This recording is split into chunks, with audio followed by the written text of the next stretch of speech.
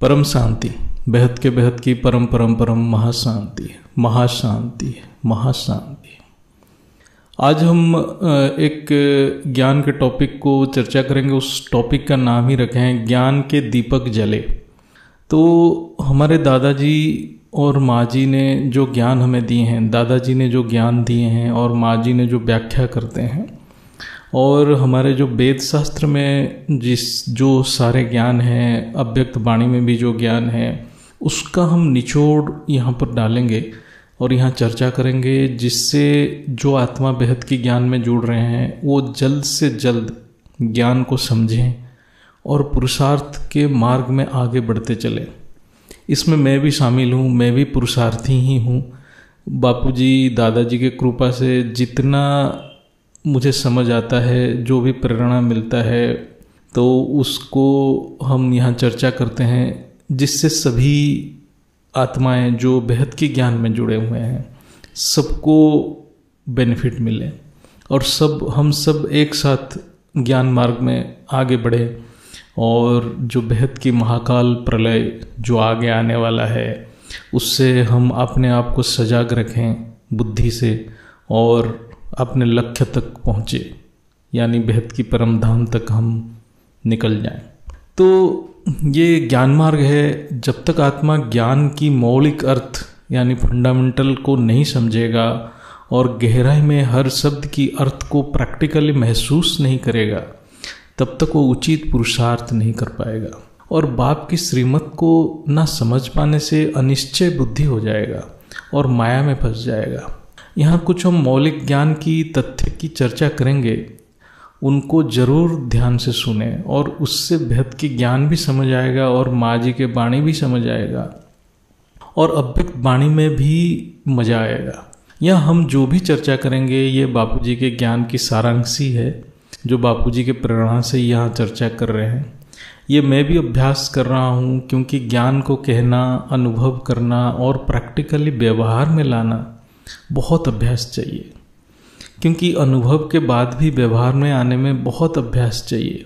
ये प्रवृत्ति मार्ग है, यानी कर्मयोग की मार्ग है। ये सर्वश्रेष्ठ है गीता के ज्ञान के हिसाब से, और इससे जल्द से जल्द परमपिता के समान आत्मा बन सकता है, लेकिन ज्ञान की गहराई में जाना होगा। ये ज्ञान मार्ग कठिन है लेकिन आनंदमय है। आज के समय में दादाजी के परम शांति के मंत्र के बिना और कोई मार्ग ही नहीं है जिससे परमपिता तक पहुंचा जा सकता है।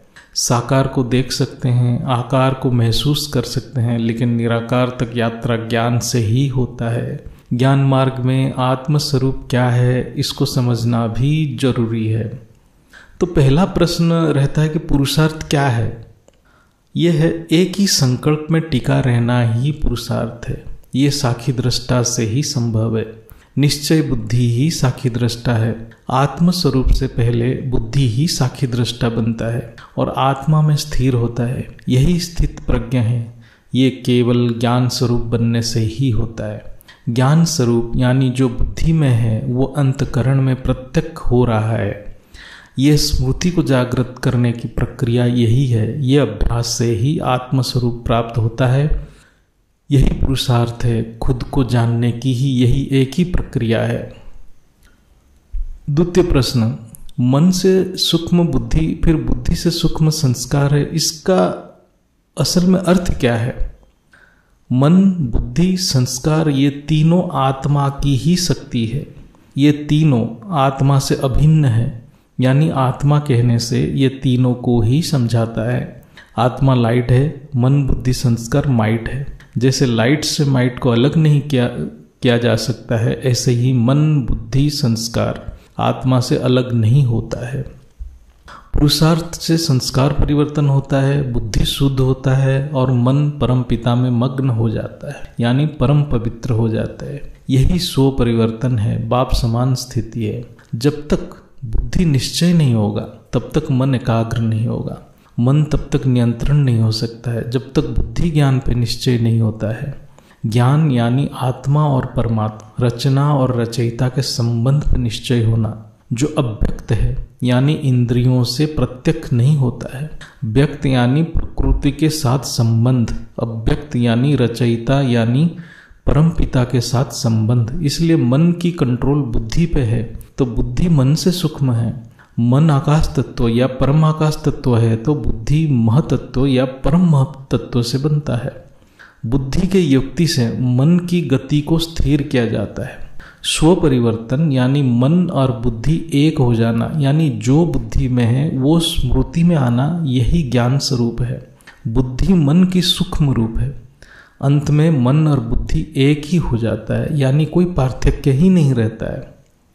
बुद्धि संस्कार से प्रभावित होता है। ये संस्कार यानी व्यक्त सृष्टि की तमोगुण जो बीज रूप में अति सूक्ष्म रूप में आत्मा में रहता है।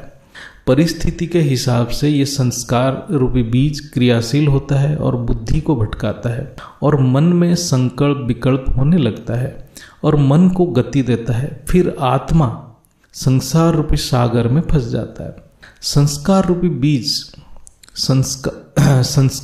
संस्कार का जो बीज संसार रूपी मतलब सृष्टि जैसा वृक्ष बनाता है, यही माया है, यानी प्रकृति की व्यक्त रूप है, जिसको शास्त्र कार्य जगत कहता है। अर्थात संस्कार बुद्धि को भी अति सूक्ष्म रूप में प्रभावित करता है, यानी बुद्धि से सूक्ष्म संस्कार है।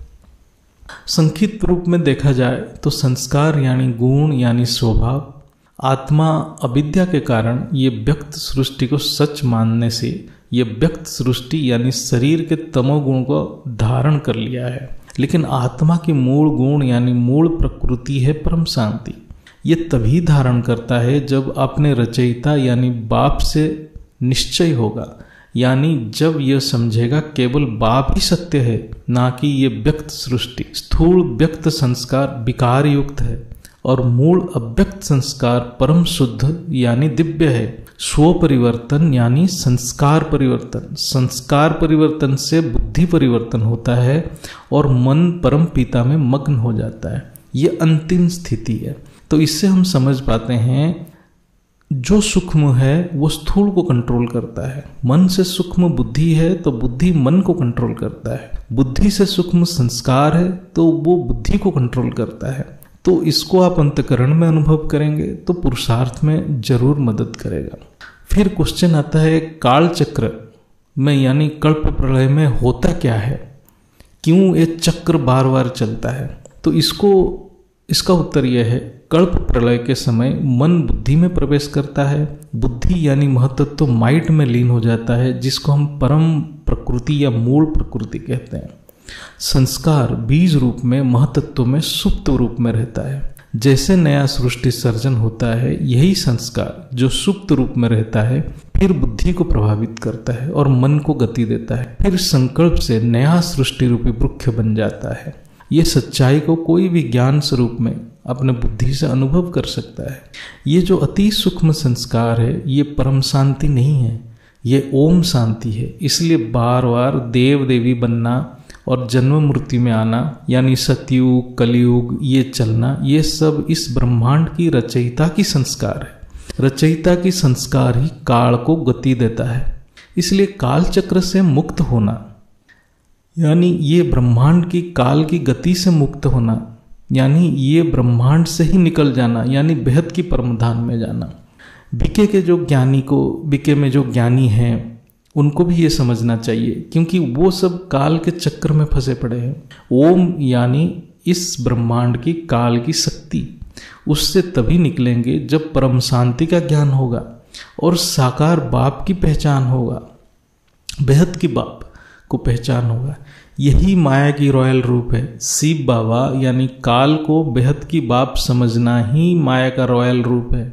ये सुप्रीम माया यानी परम माया है। एक वीडियो में भी हम यहाँ चर्चा किए हैं काल क्या है, महाकाल क्या है, बेहद की महाकाल क्या है, समय क्या है। तो उसको देखने से पता चलेगा कि काल एक ऊर्जा है। आप कौन सी ऊर्जा से जुड़ रहे हो? काल की ऊर्जा से जुड़ रहे हो कि बेहद की परमपिता की ऊर्जा से जुड़ रहे हो? ये देव देवियों का स्मृति, सतयुग कलयुग का स्मृति, ये ओम शांति का ही स्मृति है। ये इस ब्रह्मांड की काल की स्मृति है। तो इससे बच के ऊपर कैसे जाएंगे? तो वो ज्ञान बेहद की परम शांति में मिलेगा। फिर चौथा प्रश्न, क्या प्रलय यानी विनाश और परिवर्तन एक ही है? अभी क्या हो रहा है जो दादाजी हमें समझा रहे हैं? तो इसका उत्तर, पहले हम इस ब्रह्मांड में जो प्रलय या कल्प प्रलय होता है उसको तत्वों से समझेंगे। प्रलय के समय सभी संस्कार सूक्ष्म से सूक्ष्म रूप में महतत्व के अंदर सुप्त रूप में रहता है।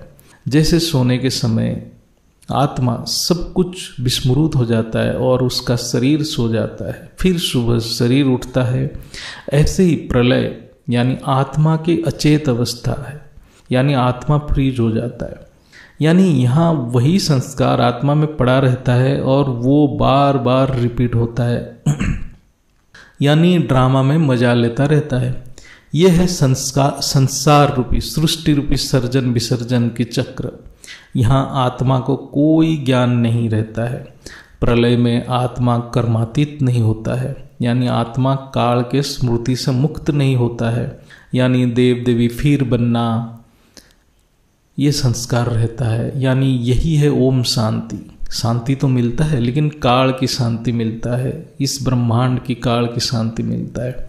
यही सुप्रीम माया है, यानी जो बाहर से ठीक लग रहा है लेकिन सबको विनाश की ओर ले जा रहा है।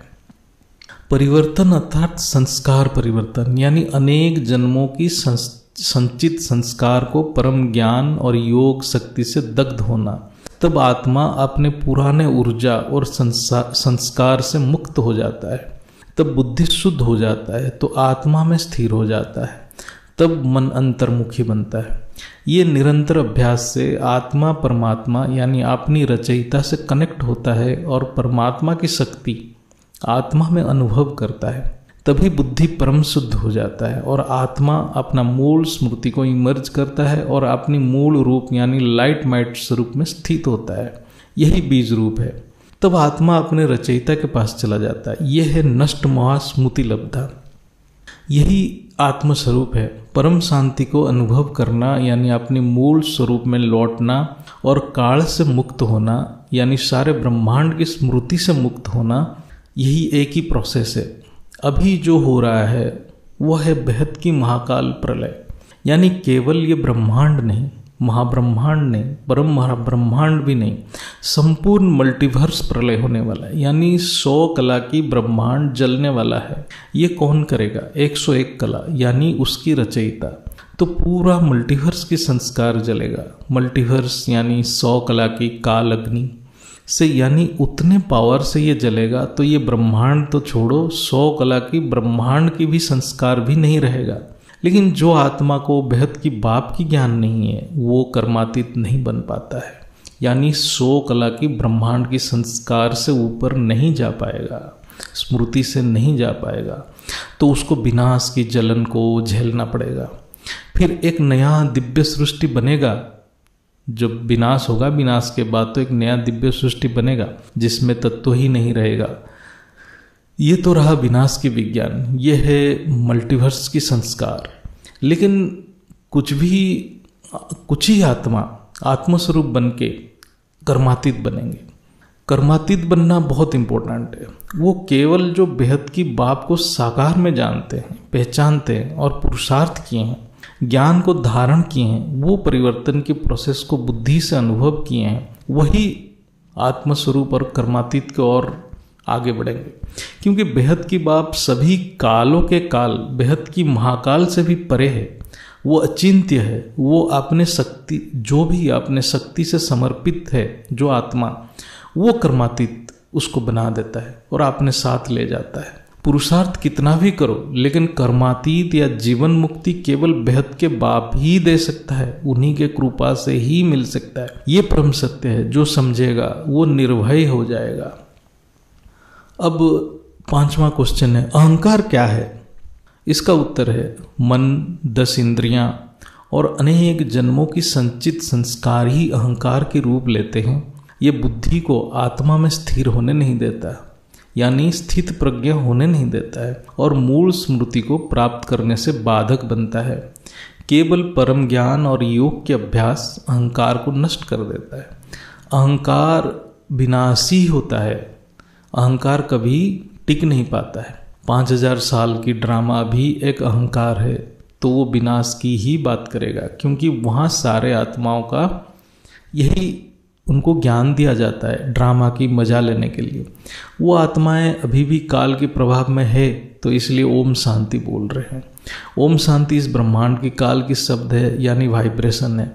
बुद्धि जब रजो बनता है, यानी जब प्रकृति से कुछ पाने की इच्छा या आत्मा कुछ करने की इच्छा रखता है, तब स्थूल मन की सर्जन होता है। यही अहंकार है, इससे सारे इंद्रियों और तन्मात्राओं की सर्जन होता है। रजोगुण यानी अग्नि तत्व के प्रभाव अत्यधिक होने से अहंकार चरम सीमा में पहुंचता है। यही रजोगुण के साथ अग्नि तत्व ही अहंकार की मूल कारण है, और यही अहंकार सारे विकार के मूल कारण है। इसको शांत करने के लिए परम शांति के ज्ञान जल अग्नि में डालना है, तभी ये अग्नि बुझेगा, तभी अग्नि तत्व शांत होगा और बुद्धि को सत्व बनाएगा।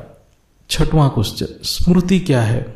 उत्तर है, स्मृति यानी रिकॉर्ड, यानी जो आत्मा में है। आत्मा में अनेक स्मृति है, जिसके साथ आत्मा जुड़ जाता है और अपने आप को वही समझ बैठता है, और वही स्मृति के हिसाब से अनेक प्रकार के कर्म में लग जाता है। जैसे हम अभी स्थूल शरीर की स्मृति में हैं, तो हम अपने को माँ बाप भाई बहन समझते हैं, तो यही स्मृति हमारी अहंकार यानी संस्कार के निर्माण करता है। फिर हम उसी के हिसाब से कर्म में लग जाते हैं। स्मृति ही संस्कार बनाता है, संस्कार ही कर्म में लगाता है, यानी संस्कार मन बुद्धि से आत्मा को कर्म बंधन में डालता है। समझो किसी के याददाश्त चला गया है, तो वो अपने माँ बाप को भी नहीं पहचानेगा, फिर उसकी सबसे मोह खत्म हो जाएगा। यानी उसके सामने उसके मूल संबंधी, स्थूल संबंधी यानी भाई बहन माँ बाप रहे या ना रहे कोई फर्क नहीं पड़ेगा, क्योंकि वो सब कुछ विस्मृत है। इसका 2 कारण हो सकता है। एक है उसके अंदर स्मृति या रिकॉर्ड है, लेकिन उसके साथ वो जुड़ नहीं पा रहा है, या रिकॉर्ड डिलीट ही हो गया है, यानी संपूर्ण विस्मृत हो गया है। ऐसे ही जब आत्मा अपनी मूल स्मृति यानी रिकॉर्ड यानी रचना और रचयिता की स्मृति से जुड़ जाता है, तो वो अपनी रचयिता के लिए कर्म करता है, जिसको हम बेहद की कर्म कहते हैं। ये केवल आत्म स्वरूप में होता है। तो आत्मा इस स्थूल सृष्टि के प्रति, स्थूल सृष्टि के हर चीज से मोह नष्ट हो जाता है। केवल ऐसे आत्मा प्रकृति को मूल रूप में देखता है, और वो इस संसार से मर्जीवा बन के रहता है। संक्षिप्त में, संस्कार परिवर्तन यानी स्मृति की परिवर्तन, यानी मूल आत्मा की स्मृति इमर्ज करना, जिसको हम स्मृति लब्धा कहते हैं, तभी मोह नष्ट हो जाता है। 7वां प्रश्न, संस्कार परिवर्तन की प्रोसेस या उपाय क्या है? उत्तर, परम सत्य ज्ञान और योग के अभ्यास, यानी बेहद की ज्ञान और योग। ज्ञान मतलब केवल बेहद की बाप यानी ऑलमाइटी के साकार रूप की पहचान। ज्ञान नहीं तो कोई योग नहीं लगेगा। योग का एक ही अर्थ है आत्मा में पावर आना। आत्मा में पावर तभी आता है जब साकार से प्यार होता है, जब साकार को ज्ञान चक्षु से देखता है, यानी कार्य के अंदर कारण को देखने की सामर्थ्य आता है, तब उसका बुद्धि निश्चय होता है। फिर साकार से प्यार होता है, तो साकार के अंदर निराकार को महसूस करता है। यही योग है, तभी योग लगता है। यही है चित्र में विचित्र। ज्ञान से संस्कार परिवर्तन की प्रेरणा मिलता है, परमपिता की याद यानी योग से संस्कार परिवर्तन की शक्ति मिलता है। यानी ज्ञान से परिवर्तन की प्रेरणा मिलेगा और योग से शक्ति मिलेगा, आत्मा में शक्ति मिलेगा। केवल ज्ञान से संस्कार परिवर्तन नहीं होगा, इसलिए ज्ञान के साथ शक्ति यानी योग भी जरूरी है। परमपिता की सेवा में ज्ञान और योग एक साथ होता है, यानी सेवा एक आसान उपाय है संस्कार परिवर्तन की। अपने आप को सेवाधारी समझ, संपूर्ण सृष्टि को परमपिता की रचना समझ, सबके प्रति कल्याण की भावना रखना ही सेवा है। ये भावना मन वचन कर्म में प्रतिबिंबित होनी है, तभी बेहद की कर्म बनेगा। ज्ञान योग की शक्ति से पुराने संचित संस्कार धीरे धीरे दग्ध होने लगते हैं, यानी संचित कर्म कटते जाता है। लेकिन जो प्रारब्ध है वो कर्म को भुगचुक्त करना पड़ेगा, यानी भोग के यानी सहन करके ही खत्म करना पड़ेगा। ज्ञान योग सेवा सहन शक्ति देता है, तो आत्मा में एक्सेप्टेंस पावर, ग्रहण करने की पावर बढ़ जाएगा, तो प्रारब्ध कर्म भी धीरे धीरे खत्म हो जाएगा। जब निरंतर ज्ञान योग के अभ्यास होगा तो आत्मा की मूल स्मृति जागृत होगा, जिससे उसकी संस्कार परिवर्तन होगा, यानी आत्मा मूल संस्कार यानी रचयिता की संस्कार इमर्ज करेगा। यह है संस्कार परिवर्तन, यही आत्मस्वरूप है, यही कर्मातीत स्थिति है। 8वां प्रश्न, त्याग और तपस्या क्या है? इसका अर्थ है, उत्तर है, व्यर्थ संकल्प को त्याग करने को त्याग कहा जाता है। केवल समर्थ संकल्प में टिके रहने को तपस्या कहा जाता है। व्यर्थ यानी जो विनाशी है, और समर्थ जो अविनाशी निरंतर है, यानी अपने शरीर और शरीर के संबंध को भूलने को ही त्याग कहते हैं। और बुद्धि से परम धाम में बेहद की बाप की याद में टिके रहने को तपस्या कहते हैं। यही बेहद की योग है। ज्ञान मार्ग में त्याग और तपस्या दोनों बुद्धि से ही होता है। ये बुद्धि के योग है। बुद्धि जब सारे राज यानी रहस्य को समझ जाता है, तभी आत्मा त्याग और तपस्या में सफल होता है। इसको बारंबार अभ्यास करते रहना है, तभी बुद्धि शुद्ध होकर आत्मस्वरूप को प्राप्त करता है। त्याग होने से ही तपस्या होता है। बिना त्याग के तपस्या अग्नि तत्व यानी अहंकार को वृद्धि करता है। इसलिए ज्ञान को समझ के पहले त्याग, मतलब जो व्यर्थ संकल्प है उसको त्याग करना है, फिर वो समर्थ संकल्प पे टिका रहना है। तो नहीं तो अहंकार के वशीभूत हो जाते हैं आत्मा। बहुत सावधानी से ये जो पुरुषार्थ करना है। 9वां प्रश्न, मर्जीवा स्थिति क्या है? अंतकरण बिल्कुल शांत हो जाना। जैसे बोलते हैं वो शांत हो गया है, यानी आत्मा के अंदर जो जीव है यानी जो इच्छाएं हैं वो सब शांत हो जाना। तब आत्मा प्रतिक्रिया करना बंद कर देगा, यानी प्रकृति से मुक्त होकर परमात्मा की याद में क्रियाएं करेगा। वो मर्जीवा स्थिति है। जो प्रकृति के बस में है यानी वायुमंडल के प्रभाव में है, वही प्रतिक्रिया करता है। क्रिया और कर्म में अंतर को समझते हैं। जैसे समझते हैं कि देखते हुए ना देखो। देखना एक क्रिया है जो आंख कर रहा है, यानी आंख एक दृश्य देख रहा है, यानी जो ये स्थूल शरीर में जो अग्नि तत्व है वही काम कर रहा है, रूप को देखने की काम कर रहा है। अंदर जैसे भी हो ब्रेन में चित्र बना रहा है, लेकिन अंतकरण इतना शांत है वो कोई भी तन्मात्रा को ग्रहण नहीं कर रहा है। जैसे रूप, रस, गंध, स्पर्श, शब्द में कोई आकर्षण नहीं है, यानी वो देख तो रहा है, वो सुंदर है, खराब है, वो विवेचना नहीं कर रहा है, कोई इच्छा ही नहीं है। ये मर्जीवा स्थिति है, यानी इंद्रियां केवल अपनी काम कर रहा है, क्रियाएं कर रहे हैं, लेकिन बुद्धि आत्मा में स्थिर है और मन आत्मा में मग्न है। यही मर्जीवा स्थिति है। आत्मा के अंदर जीव मर जाता है, वही मर्जीवा है। जीव यानी इच्छा, किसी भी प्रकार की इच्छा, रजो हो या तमो हो या सत्वो इच्छा, जब सारे इच्छाएं खत्म हो जाता है तो जीव मर जाता है। तब जीव मर्जीवा स्थिति को प्राप्त करता है। यही आत्मस्वरूप है। फिर 10वां क्वेश्चन, संकल्प क्या है? संकल्प तो बहुत बड़ा टॉपिक है। बापूजी ने अपने ज्ञान में इसको बहुत चर्चा किए हैं। यहाँ एक संक्षिप्त रूप में इसका सारांश को ही चर्चा करेंगे। बुद्धि जिसके ऊपर निश्चय हो जाता है, मन उसी दिशा में गति करता है। बुद्धि के पास 2 रास्ताएं हैं। एक है परमात्मा ज्ञान, दूसरा है संचित संस्कार की वेग में चलना, यानी कर्म को गति देना। यानी बुद्धि को 2 तरफ से खिंचाव है। एक है परमात्मा जिससे परलोक की प्राप्ति होती है, दूसरा है संचित संस्कार यानी इस धरती के भोग की इच्छाओं की प्राप्ति होती है। जो जीतेगा मन वही रूप धारण करेगा, उसी दिशा में संकल्प करेगा, फिर आत्मा की शक्ति उसी दिशा में प्रवाह होगा। जब बुद्धि में केवल परमात्मा रहते हैं तो सहज ही मन की अस्तित्व परमात्मा में मगन हो जाता है, फिर आत्मा निसंकल्प बन जाता है। यही समाधि है। समाधि से पहले ज्ञानी के संकल्प विश्व कल्याणकारी होता है। अज्ञानी के संकल्प हर पल केवल भोग की प्राप्ति के लिए ही होता है, जिससे आत्मा की ऊर्जा खत्म हो जाता है। 11वां क्वेश्चन, ऑरा क्या है? आत्मा की संकल्प की वाइब्रेशन यानी ऊर्जा रूपी तरंग जो सूक्ष्म रूप में वायुमंडल में प्रकट होता है, वही ऑरा है। ऑरा यानी ऊर्जा, एनर्जी, आत्मा की एनर्जी। वो एनर्जी आत्मा की ही है, वो मन द्वारा बाहर आता है। मन की स्थिति ही ऑरा है। तो ये संक्षिप्त में इसको समझ सकते हैं, लेकिन इसका वैज्ञानिक जो साइंटिफिक जो है, आज तक विज्ञान इसको ऑरा को ठीक से समझा नहीं है। विज्ञान उसको इलेक्ट्रोमैग्नेटिक फील्ड कहते हैं, लेकिन इलेक्ट्रोमैग्नेटिक फील्ड एक अग्नि तत्व को समझाता है, तो वो तो उसका जो फ्रीक्वेंसी है उसको स्थूल चक्षु में देखा नहीं जा सकता है।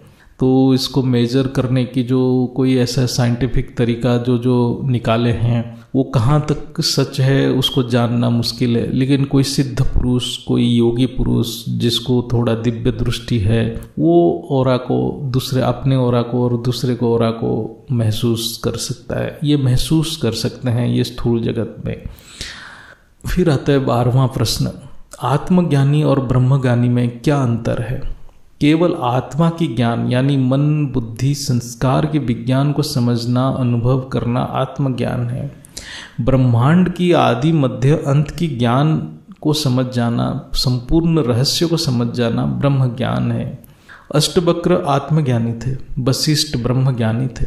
ब्रह्मज्ञानी को ब्रह्मांड के सारे राज पता रहता है। आत्मज्ञानी कालांतर में अभ्यास से ब्रह्मज्ञानी बनते हैं। ब्रह्मज्ञानी आत्मज्ञानी से बहुत ही ऊंची स्थिति है। हम यहाँ उदाहरण लेते हैं कि बीके की जो ज्ञान दिया जाता है वो आत्मज्ञानी है, वो आत्मज्ञानी कहेंगे।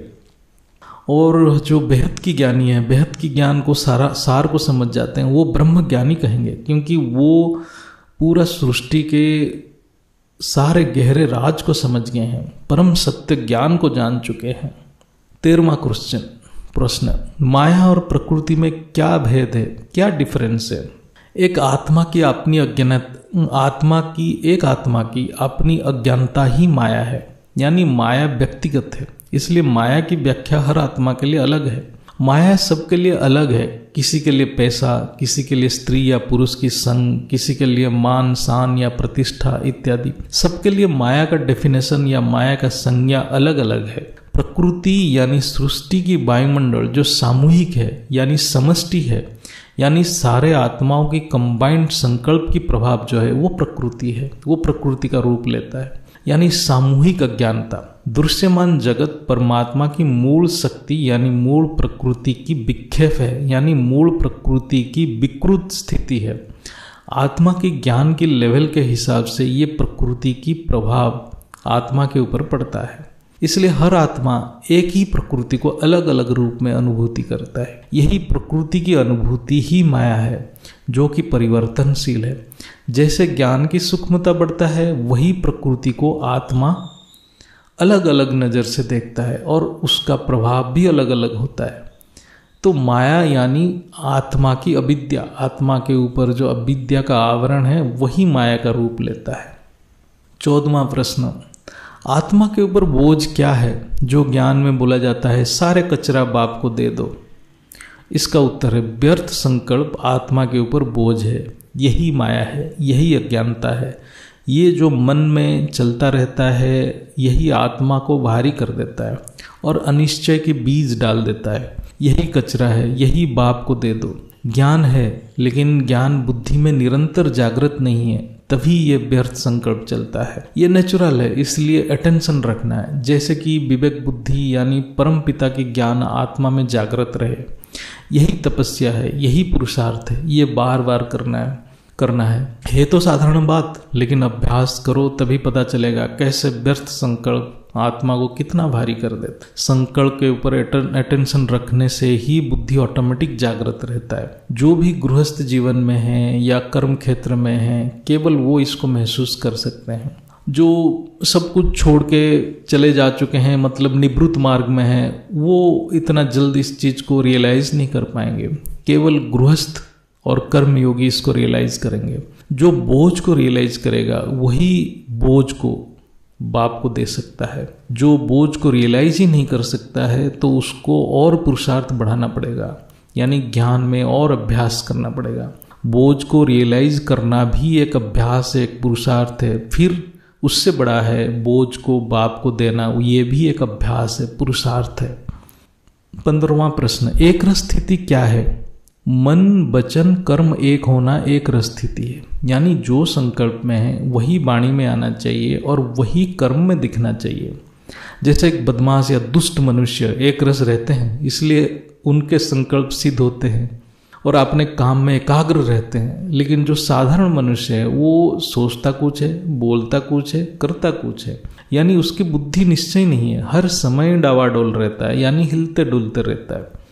जो पक्का पुरुषार्थी है, यानी जिस आत्मा के बुद्धि में ज्ञान स्पष्ट है, वो श्रेष्ठ है, क्योंकि उसकी संकल्प विश्व कल्याणकारी और उसकी वाणी में स्पष्ट सत्य है और कर्म में निस्वार्थ सेवा होता है। यही ज्ञानी के एक रस स्थिति है। 16वां प्रश्न, माया को हम कैसे बुलाते हैं या माया कैसे आत्मा को अपने कब्जे में लेता है? जब हम अकेला रहते हैं, यानी बाप के साथ कंबाइंड नहीं रहते हैं, माया अकेला देख के मजा लेता है। बाप को साथ रखने के लिए बुद्धि को अव्यक्त दुनिया में रखना है। बुद्धि व्यक्त दुनिया में रहेगा तो व्यर्थ संकल्प ही माया के रूप में अंतकरण में प्रवेश करेगा। जहाँ बाप है वहाँ माया नहीं है, जहाँ बाप नहीं तो वहाँ माया है।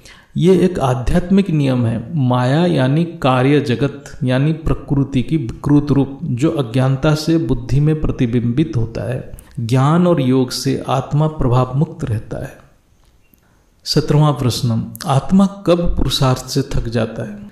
आत्मा जब व्यर्थ संकल्प को नियंत्रण नहीं कर पाता तब पुरुषार्थ से थक जाता है। व्यर्थ संकल्प की कारण है ज्ञान को पूर्ण रूप से नहीं समझना, यानी अनिश्चय बुद्धि। इससे विवेक बुद्धि और संचित संस्कार में युद्ध होता है, अर्थात ज्ञान कहता है एक बात और संस्कार कह रहा है और कुछ, तो आत्मा द्वंद्व में रहता है। ये युद्ध जब तक चलता रहेगा तब तक आत्मा पुरुषार्थ में थकता रहेगा। इसलिए सनातन वेद शास्त्र में है, ईश्वर प्रणिधान के बिना योग में सफलता नहीं मिलता, यानी ईश्वर समर्पण से सफलता मिलता है। जब परमपिता में निश्चय होगा तभी बुद्धि खत्म होगा और पुरुषार्थी को सफलता मिलेगा, यानी परम शांति को प्राप्त होगा। इसलिए साकार बाप को पहचानना, ज्ञान से पहचानना सबसे महत्वपूर्ण है। तभी ईश्वर प्रणिधान मतलब समर्पण होता है, बुद्धि समर्पण होता है, नहीं तो बुद्धि संपूर्ण रूप से समर्पण नहीं होगा। 18वां प्रश्न, एकांत की असली मतलब क्या है? भीड़ में अकेला महसूस करना एकांत है। भीड़ क्या है? मनुष्य की भीड़ नहीं है, संकल्पों की भीड़। यानी केवल ये मत सोचो कि जो घर परिवार में है या कर्म क्षेत्र में जा रहा है वो भीड़ में है। भीड़ तो तभी भी है जब अकेले बैठे हो और अनेक व्यर्थ संकल्प मन में चल रहा है। एकांत तभी होगा जब तक एक ही से संबंध होगा, तभी एक ही संकल्प में आत्मा टिका रहेगा। वो संकल्प भी नेचुरल सा होना चाहिए, स्वाभाविक होना चाहिए। सोच कुछ रहा है लेकिन बोल और कुछ रहा है, यानी सोच हद की दुनिया में है लेकिन बोल रहा है परम शांति। इससे ज्यादा फायदा नहीं होगा। इसलिए मंत्र है, सोचो यानी संकल्प में लाओ, फिर बोलो, परम शांति मिल जाएगी। सोचो यानी परम शांति जब आत्मा की स्वाभाविक स्थिति बनेगी तभी आत्मा में स्वाभाविक संकल्प जागृत होगा, तब ऑटोमेटिक वाणी में ही परम शांति निकलेगी। तब आत्मा और प्रकृति परम शांति को महसूस करेगा। तो ये जो हम चर्चा कर रहे हैं ये बहुत संक्षिप्त में चर्चा किए हैं। तो ये जो भी दादाजी के प्रेरणा से हो रहा है ये हम यहाँ चर्चा कर रहे हैं। तो मैं भी एक साधारण पुरुषार्थी हूँ, मैं पुरुषार्थी कर रहा हूँ। तो मैं पहले भी बताया कि जो ज्ञान को कहना, फिर अनुभव करना, फिर व्यवहार में लाना बहुत पुरुषार्थ है। अभी भी मैं इसको व्यवहार में लाने की पुरुषार्थ कर रहा हूँ। और इससे क्या होगा, ये जो हम संकेत में चर्चा किए हैं इसको गहराई से जब हम चिंतन मनन मंथन करेंगे तो हमारे अंदर ज्ञान की दिया जलेगा, दीपक जलेगा। बेहद की बाप साकार रूप के प्रति प्रेम जागृत होगा।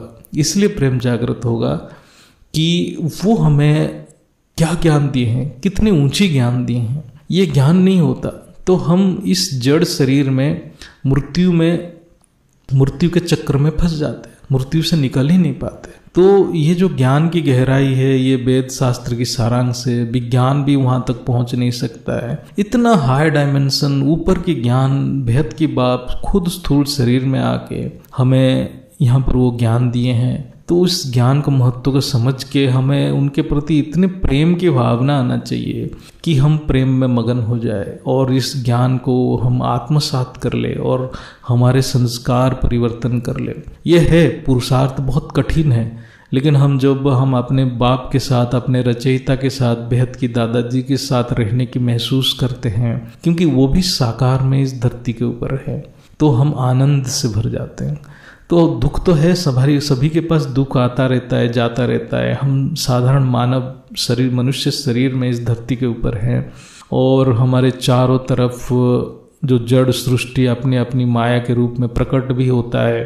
तो इस सृष्टि में रहते हुए भी हमें एक प्रेरणा मिलता है कि बेहद की दादाजी भी हमारे साथ हैं, वो भी साकार में हैं, वो और ये इतने दिव्य ज्ञान को दे रहे हैं। चलो हम तो ज्ञान की 1% भी समझ रहे हैं, लेकिन उससे हम पुरुषार्थ में आगे बढ़ते हैं और बाप का रूप धारण करने की हम जो प्रयास कर रहे हैं और निरंतर प्रयास में जब भी ठहर जाते हैं तो वो एक आनंद की अनुभूति होता है। यह आनंद ही हमें बेहद की परम शांति की महसूस कराता है। परम शांति, बेहद की परम महाशांति है, महाशांति है, महाशांति है।